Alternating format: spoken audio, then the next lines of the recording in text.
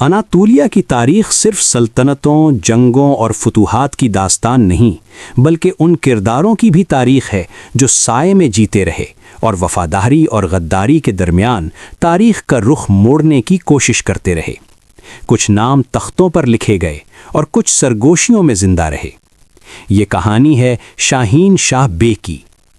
سن 1298 Anatolia کی سرد ہواؤں کے درمیان قنق قبیلے کے ایک معمولی خیمے میں ایک بچے نے آنکھ کھولی۔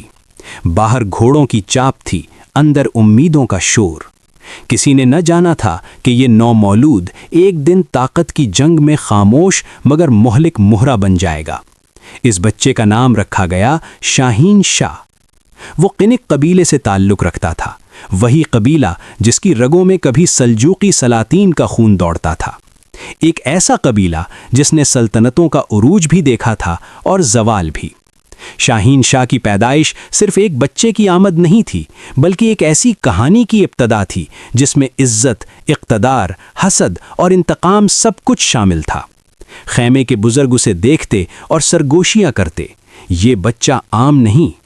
اس کے والد بیتوقان الپ قبیلے کے بہادر سردار تھے، ایک جنگجو جن کی تلوار دشمن کے لیے خوف اور اپنے لوگوں کے لیے حفاظت تھی، خاص طور پر منگولوں کے خلاف ایک مضبوط دیوار۔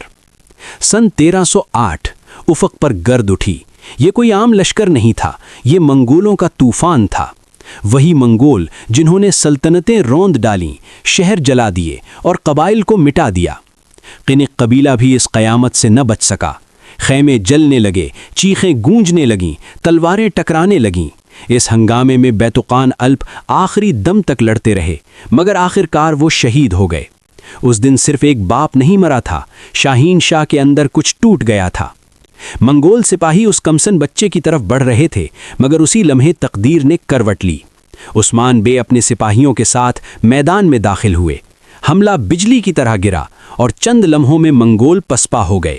شاہین شاہ کی جان بچ گئی، مگر اس کے دل میں ایک سوال جنم لے چکا تھا، یہ احسان تھا یا کمزوری؟ سن 1315 وہ بچہ اب جوان ہو چکا تھا، آنکھوں میں عزم، دل میں آگ۔ قبیلے نے اسے اپنا سردار چن لیا۔ وہ خود کو سلجوقی سلطان احمد سنجر کا پوتا قرار دیتا تھا، ایک دعویٰ جو اسے عزت بھی دیتا تھا اور خطرناک بھی بناتا تھا، کیونکہ جو شخص خود کو شاہی خون کا وارث سمجھے وہ صرف سرداری پر قناعت نہیں کرتا۔ سن 1318 سے 1326 تک شاہین شاہ بے عثمانی ریاست کا وفادار اتحادی رہا۔ عثمان بے کے ساتھ اس کی دوستی میدان جنگ میں پروان چڑھی۔ پھر سن 1324 میں عثمان بے کا انتقال ہوا اور اقتدار اور خان غازی کے ہاتھ آیا۔ شاہین شاہ ان کا قریبی ساتھی بن گیا، مگر سن 1331 کے بعد حالات بدلنے لگے۔ سلطنت کی پالیسیاں اور سمت شاہین شاہ کو ناگوار گزرنے لگیں۔ اس کے دل میں شک نے جگہ بنا لی۔ سلجوقی عظمت کہاں گئی؟ وہ سوچتا۔ سن 1332 میں اس نے ایک خفیہ منصوبہ بنایا، تمام قبائلی سرداروں کو جمع کیا اور اعلان کیا، ہم سلجوقی سلطنت کو دوبارہ زندہ کریں گے۔ یہ بغاوت کی ابتدا تھی۔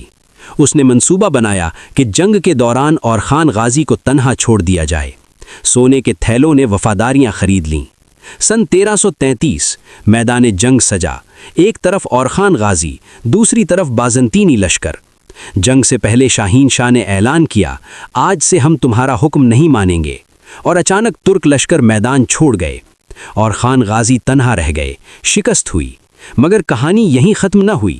سن 1334 میدان قونیہ میں دوبارہ مقابلہ ہوا، اس بار مسلمان بمقابلے مسلمان۔ آخرکار شاہین شاہ شکست کھا گیا، گرفتار ہوا اور برسا کے محل میں اس کا سر قلم کر دیا گیا۔ یوں اس کا خواب، اس کی بغاوت اور اس کا دعویٰ تاریخ میں دفن ہو گیا، اور عثمانی سلطنت مزید مضبوط ہو گئی۔ ناظرین، یہ صرف ایک شخص کی کہانی نہیں، بلکہ وفاداری اور غداری کا سبق ہے۔ تاریخ ہمیں سکھاتی ہے کہ ہر فیصلہ، ہر عمل اور ہر نیت کا اثر ہمیشہ باقی رہتا ہے۔ اگر آپ کو یہ معلومات پسند آئی ہو تو ویڈیو کو لائک کریں، کمنٹ کریں، اور اس طرح کی مزید خوبصورت تاریخی واقعات اور کہانیاں دیکھنے کے لیے حقیقت اسٹوڈیو چینل کو سبسکرائب کریں، تاکہ آپ تک ایسی دلچسپ معلومات اور کہانیاں مسلسل پہنچتی رہیں۔